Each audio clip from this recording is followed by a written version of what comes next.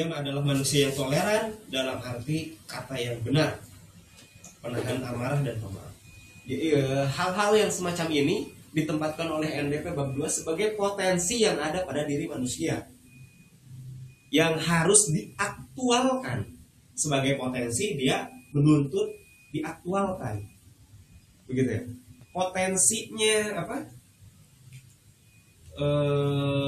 Tarigu bisa diaktualkan menjadi bala-bala, kue bolu, kue kik, ya. Terus jadi goreng pisang, apa gitu ya. Bisa jadi cireng oge sih, campuran cireng kan tarigu, gitu ya. Itu maksudnya. Sebagai potensi tarigu bisa jadi apa aja. Maksudnya batas-batas ketariguan tentu saja. Gak mungkin potensi tarigu diaktualkan menjadi sepeda motor. Besi mah bisa. Tapi lamun tarigu kan dengan motor tidak tarigu gimana? Bukan takdirnya. Bukan takdirnya. Sedangkan dalam hikam ayat hikam katilu itu. Himmah yang tinggi, semangat yang tinggi itu tidak akan bisa mendobrak dinding takdir. Gitu ya. Sok sanajan anu nyieunna profesor, arek nyieun motor tina tarigu mah mustahil. Da takdirna tarigu mah paling oke jadi bala-bala, cireng tadi teh, kemudian comro, bisa jadi kue kik, kue bolu dan lain sebagainya. Eta takdir mau bisa dijadikan motor, gitu. Jadi sebagai satu potensi yang ada pada diri manusia, seorang manusia sejati, insan kamil, ialah yang kegiatan mental dan psikisnya merupakan suatu keseluruhan.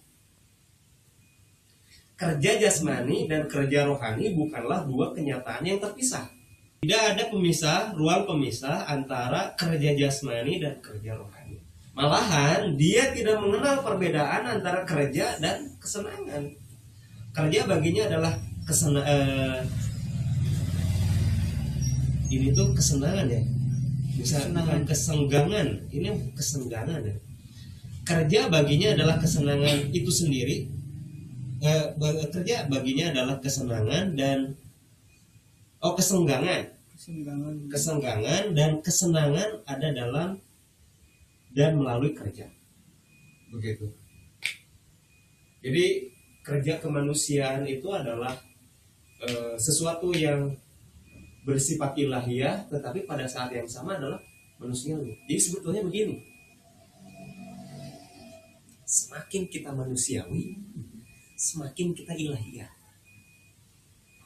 Gitu. Dalam teologi Islam yang disebut sebagai sifat-sifat Allah, gitu ya. Asmaul husna itu bukan hanya asma, tetapi sifat. Bisa dilihat sebagai sifat. Sebetulnya sifat-sifat asmaul husna itu adalah pada saat yang sama adalah sifat-sifat manusia. Ekstrimnya begini,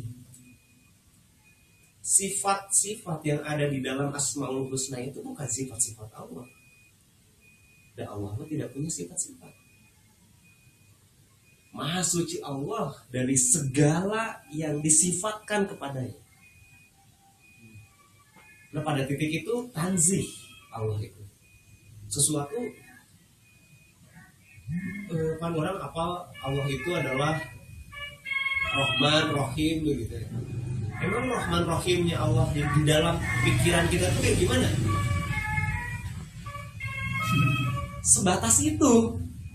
Maka maha suci Allah dari segala sifat-sifat yang kita pahami tentang dirinya. Karena Allah jauh melampaui atau tanzih melampaui apa yang kita sifatkan kepadanya. Begitu loh. Allah itu tidak terbatas kepada pemahaman kita, artinya begitu. Jadi sifat-sifat Asmaul Husna itu bukan sifat-sifat Allah, bisa begitu, tetapi sifat-sifatnya manusia. Sifat-sifat Allah yang harus diaktualisasikan oleh manusia lebih amanah gitu. Lebih aman. Padahal dalam Quran takhalluq bi akhlaq, berakhlaklah dengan akhlaknya Allah, dengan sifat-sifatnya Allah. Begitu. Allah kasih Allah Rahman Rahim, oh ini berarti kudu Rahman Rahim. Gitu. Allah kan Al-Mumit, berarti Maha mematikan, tepat saklar kita trek. Mati lampu.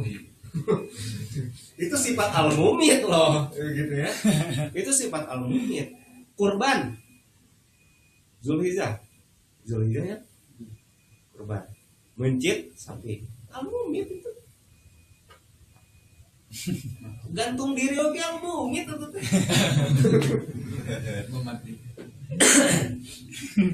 Gitu ya, itu sifat-sifat Allah. Dan insanul kamil adalah manusia sejati, itu adalah manusia yang sudah komprehensif, bukan orang mahasiswa yang sudah mengalami sidang kompre, bukan.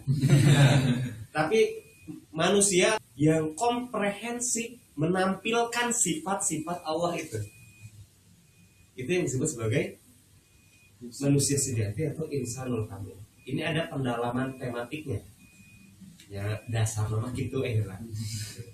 Dasar nama gitu Pokoknya nama manusia insan kamil itu pada intinya adalah manusia yang sudah komprehensif menampilkan sifat-sifat Allah itu. Yang sudah secara sempurna menampilkan takhalluq bi akhlaq.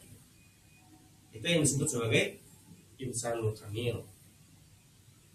Makanya jelas tidak ada dikotomi baginya, tidak ada pembagian atau dikotomi antara kerja-kerja rohani dan jasmani, pribadi dan masyarakat, agama dan politik, maupun dunia maupun akhir. Kesemuanya dimanifestasikan dalam suatu kesatuan kerja yang tunggal pancaran niatnya, yaitu mencari kebaikan, keindahan dan kebenaran.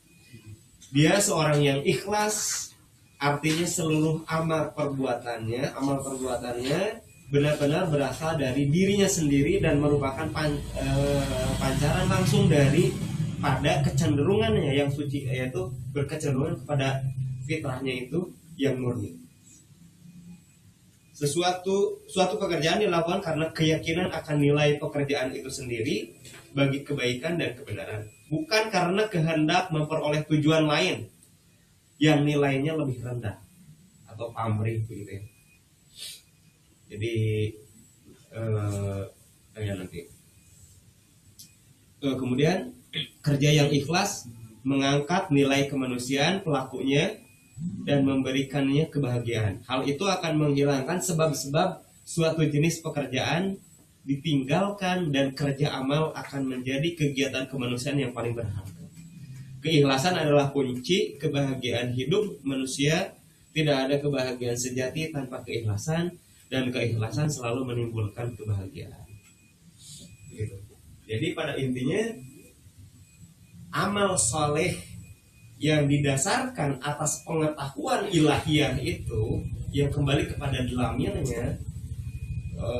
yang menjadikannya kemudian insanul kamil atau manusia yang sejati,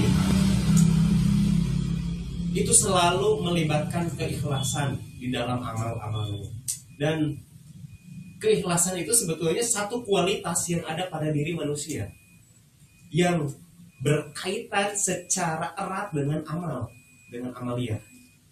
Jadi namun kita beramal, ruh dari amal itu, kata kitab Al-Hikam juga, adalah keikhlasan. Ruh amal itu adalah keikhlasan. Jadi kalau amal tidak ikhlas, sarua jasad tanpa ruh, ya seperti zombie begitu. Maka dia akan memiliki kepentingan yang lain, yaitu entah itu kepentingan politiknya, entah itu kepentingan ekonominya, entah itu kepentingan budayanya begitu ya.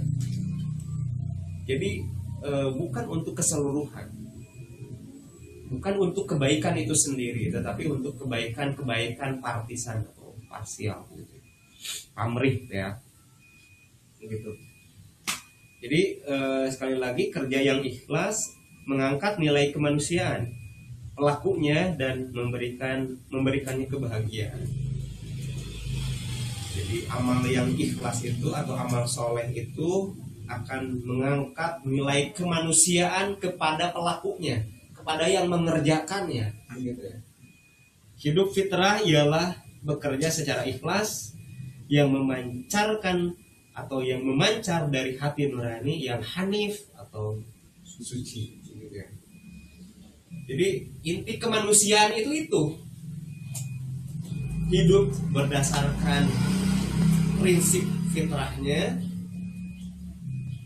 seperti yang diceritakan di dalam surat Ar-Rum ayat 30 itu, dan bekerja secara ikhlas karena ruh dari amal itu adalah keikhlasan.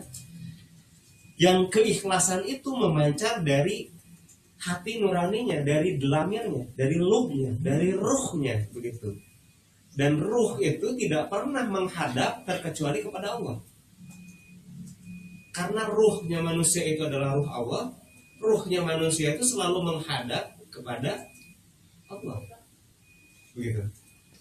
Baik, secara sederhana mungkin saya cukupkan sekian dulu dan dikembalikan ke moderator.